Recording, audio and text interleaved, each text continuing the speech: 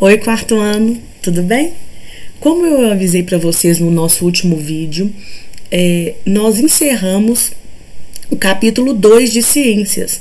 Nós aprendemos nesse capítulo 2 sobre os micro-organismos, né? Sobre a utilização que eles têm no nosso cotidiano, sobre as doenças causadas por micro-organismos, como evitar essas doenças. Então, nós vimos várias características e curiosidades sobre os micro-organismos. Agora, nós vamos iniciar um novo capítulo, que é o capítulo 3, que o título dele é Como Produzir e Conservar Alimentos, tá? E aí, para iniciarmos a nossa aula, eu vou pedir para vocês para fazer fecharem os olhos, lembrar de como que era chegar até a escola, né? Vocês vão imaginar que vocês estão chegando na sala de aula, estão colocando as cadernetas em cima da minha mesa, estão me abraçando, né? Estão me dando aquelas cartinhas para eu colar no meu armário. E aí eu queria que vocês se sentissem abraçados, acolhidos, para nós começarmos mais uma aula de ciências. Combinado? Então peguem o livro de vocês lá na página 62, que é esta página aqui, que é referente ao capítulo 3, Como Produzir e Conservar Alimentos. E aí, ao observar essas imagens, eu gostaria que vocês pensassem nas perguntas que eu vou fazer. Será como que os alimentos que nós consumimos no nosso dia a dia, no café, no almoço, no jantar, nos lanches, né? Como que esses alimentos eles são produzidos e como que eles são conservados? Por exemplo, o leite. Será que o leite ele já vem assim da indústria já direto na caixinha, ou ele é produzido lá, ele é retirado, né, ordenhado lá na fazenda, e aí da fazenda ele tem que ser transportado para a indústria, ele tem que passar por um processo de industrialização para ele ter o período de validade dele maior? Será como que é feito isso? Por que será que as pencas de banana, né, as frutas de maneira geral, elas apodrecem, elas perdem a validade muito mais rápido do que, por exemplo, os produtos industrializados? Por que o suco de laranja que a gente espreme na nossa casa, ele não dura tanto tempo como a caixinha do suco de laranja que a gente compra no supermercado, né? Isso tudo diz respeito, gente, à conservação, à produção e à conservação dos alimentos. E aí, quando nós observamos essas imagens, nós temos, olha, uma pessoa ordenhando, né, uma vaca, tirando leite, e aí esse leite ele vai ser usado tanto na fabricação do queijo quanto na produção do leite em caixinha ou em saquinho que nós vamos consumir. Quando esse menino ele está comendo sanduíche, olha quantos produtos que tem, quantos alimentos que tem nesse simples sanduíche, né? Nós temos, que a gente dá para ver aqui, ó, nós temos o pão, nós temos o queijo, aqui parece uma folha de alface. Como que será que foi essa produção do pão? Quais os ingredientes que estavam envolvidos na produção do pão? Então, ao longo desse capítulo, nós vamos ver sobre como que esses produtos, né, a gente consome ele, mas qual que é o processo até chegar à nossa casa, né? E aí, nós vamos ver que cada alimento, né, ele possui um processo de produção diferente. Então, aqui nós temos uma mesa muito bonita de café da manhã. E aí, aqui a gente tem suco de laranja, a gente tem maçã, a gente tem, parece uma ameixa, a gente tem um cereal, um leite com achocolatado. A gente aqui parece que é uma geleia. Aqui, se eu não estou enganada, parece uns ovos, né? Aqui um croissant. Então, cada produto desse teve um processo para ser produzido diferente. Esse suco de laranja, provavelmente, foi um alimento, né? Uma bebida que não precisou de muitos processos. Que ela teve somente a laranja. Se não tiver adição de água nem de açúcar, somente a laranja espremida. Agora o leite, qual que foi o processo para a gente ter esse leite com achocolatado? Desculpa. Nós tivemos que tirar o leite da vaca, conservar esse leite para poder chegar até os locais onde esses leites são adicionados alguns produtos químicos para ele se aumentar o período dele de conservação, né? Aqui a gente tem uma chaleirazinha que parece de café. O café também teve que plantar o café, colher o café, para depois moer o café, para ele ir para o processo de empacotamento, para chegar até os supermercados, né? Para depois nós comprarmos esse café e então ele parar na nossa mesa, né? E aí a gente tem, por exemplo, se aqui for um ovo mexido que parece, né, os ovos, o que a gente precisou para poder fazer esses ovos? Só o ovo mesmo, né? O ovo e a panela e o sal. Então tem alguns alimentos que eles têm várias etapas na sua produção e tem alguns alimentos que eles são mais simples. Gente, eu vou beber uma água porque minha garganta tá um pouco ruim, tá?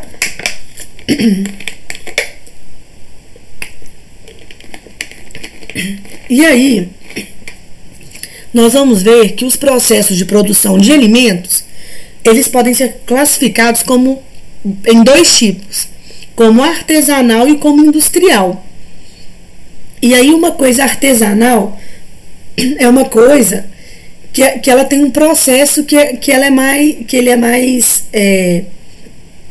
restrito, com menos pessoas, tá? Desculpa, gente, a prof tá com a garganta muito ruim, tá? Desculpa. E aí, o processo industrial de alimentos é o processo que envolve várias etapas, que o alimento tem que passar por uma indústria, tem uma série de outras etapas envolvidas. Nós vamos começar vendo o processo de produção artesanal. E aí, nos processos de produção artesanal, tem grande relevância, né? Grande importância nesse processo. Por exemplo, a fabricação de doces, a produção de queijo. Em Minas Gerais, a gente ainda tem muitos locais que dão prioridade para a fabricação de produtos artesanais. E nós vamos perceber que a fabricação de alimentos artesanais, ela é muito antiga, né? Ela é muito tradicional e muito antiga. E que nesses processos, poucas pessoas participam da produção desses alimentos. Geralmente, 1, 2 pessoas que estão envolvidas. Então, por exemplo, vocês já devem ter presenciado a fabricação de algum doce, né?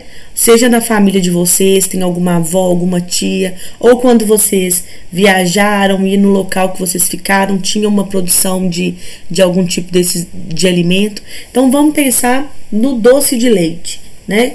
O doce de leite, para ser produzido, utiliza basicamente leite e açúcar. E aquele processo é um processo que a pessoa tem que ficar mexendo mesmo na panela até aquilo ferver e depois cozinhar e virar o doce de leite que a gente consome. Em Minas Gerais, a gente tem essa característica ainda de doces, a gente encontrar para poder consumir, para poder comprar muitos doces artesanais. E aí, a gente percebe assim, por exemplo, a fabricação de um doce de leite artesanal, geralmente ela envolve poucas pessoas, né? A pessoa que ordenhou a vaca, tirou o leite e a pessoa que produziu. Às vezes pode ser a mesma pessoa, às vezes não. E a pessoa que ficou mexendo na panela até o leite com açúcar virar o doce de leite, né? Essas produções artesanais, né, de alimentos, geralmente acontecem no que a gente chama de pequenas propriedades. São famílias pequenas, né, que produzem esse tipo de alimento, ou são fazendas especializadas nessa produção também.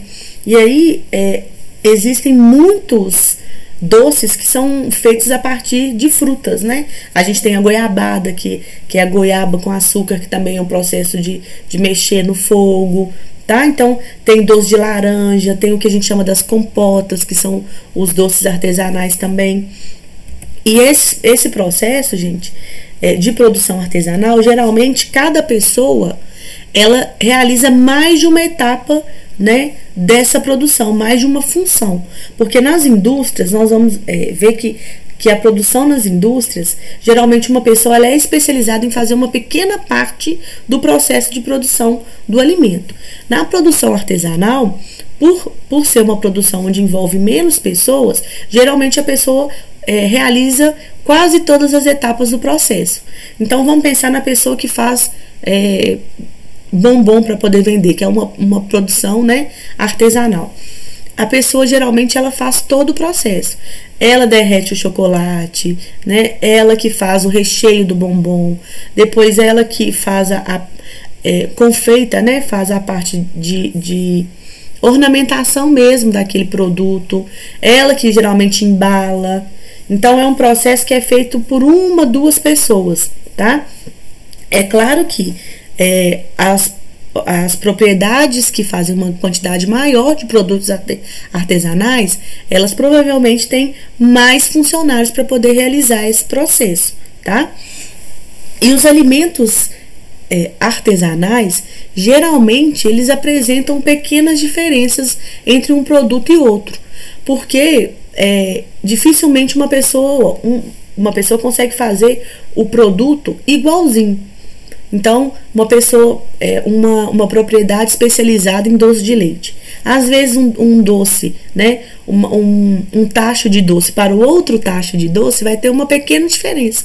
Um vai estar um pouco mais doce, o outro vai estar um pouco mais ralo, um pouquinho mais consistente. Já os produtos industrializados, eles geralmente têm uma padronização, eles são muito parecidos, tá? E essa característica do produto artesanal é que dá tanto valor para ele. Dificilmente nós vamos encontrar um produto artesanal igualzinho ao outro, né? Vão ter umas pequenas diferenças, o que vai nos atrair mais ainda. E esse processo de produção artesanal, gente, ele causa muito menos danos ao meio ambiente, muito menos problemas para o meio ambiente, porque as indústrias, elas poluem muito mais, elas geram uma quantidade de lixo, né, de resíduo muito maior do que essas produções de alimentos artesanais, tá? Os produtos artesanais, muitas vezes, ele tem um valor de venda mais alto também do que o produto industrializado. Porque o produto artesanal, ele demora, na maioria das vezes, ele demora mais tempo para ser realizado, né? Ele é feito com produtos mais frescos, né? Você vai fazer um doce artesanal, geralmente é um leite que foi tirado, é um leite que você utilizou que foi tirado direto lá da vaca, não passou por nenhum processo industrial. Então, isso tudo agrega, né? Aumenta o valor daquele produto. Então, quando a gente, se vocês, né, forem comprar um produto artesanal, um alimento artesanal, vocês vão ver que ele geralmente é mais caro do que o mesmo produto industrializado. Então, um doce de leite artesanal, ele é mais caro, por exemplo, que um doce de leite que é industrializado, tá? E aí, aqui eu coloquei para vocês uma foto que tem lá no livro de vocês, deixa eu até conferir a página, lá na página 66, da produção de bombons. Olha, produção artesanal de bombons. Uma mesma pessoa pode fazer todo o processo de transformação do chocolate e demais ingredientes em bombom. Vocês estão vendo aqui que foi o que eu comentei com vocês. Olha, uma pessoa derretendo o chocolate, uma pessoa moldando, né? Provavelmente já colocou o recheio e a finalização desse processo. Então, uma das características, volto a repetir, da produção artesanal de alimentos é que uma mesma pessoa pode realizar várias etapas desse processo, tá? Em Minas Gerais, nós temos um produto, né, além do doce de leite, além de vários outros tipos de doce, né? Do doce da goiabada cascão, que também é muito característico em Minas, nós temos o queijo canastra, que é um alimento artesanal de Minas Gerais, que tem muito valor, tanto cultural quanto econômico. E esse processo de produção de queijo, gente, ele começa lá quando está ordenhando as vacas, né? As vacas produzem o leite, e aí esse leite ele vai ser utilizado na fabricação do queijo. E aí aqui a gente tem um processo extremamente artesanal, para a produção do queijo. Olha, a gente tem a ordenha, depois da ordenha tem que coar o leite, aí adiciona um produto que chama coalho, e aí faz uma massa de queijo, que depois é feita uma prensagem, geralmente com as mãos e um pano, até escorrer o líquido do queijo, e esse queijo conseguir moldá-lo em formas. Esse queijo ele vai para uma prateleira para ficar um tempo nessa prateleira até ele ficar com de 2 a 3 semanas, que é o período que ele precisa para poder se transformar exatamente no queijo canastra, né? Depois ele é desenformado para depois ser vendido. Então todo esse processo é um processo demorado, é um processo manual, artesanal, e que tem um grande valor quando ele é vendido. O queijo canastra é um queijo caro, mas é um queijo extremamente saboroso, né? E aí, gente, depois que vocês lerem todo esse início de capítulo, lá da página... Não é da página 66, tá, gente? Desculpa, é da página 64. Do capítulo 3. Vocês vão ler da página 64 até a página 69. E aí depois vocês vão fazer o Aprendendo Mais da página 7, fazer a leitura do Aprendendo Mais da página 69 e as atividades da página 70, e depois o Antes de Seguir até a letra B do 3, tá bom? Espero que vocês tenham gostado da aula. Um beijo e até a próxima.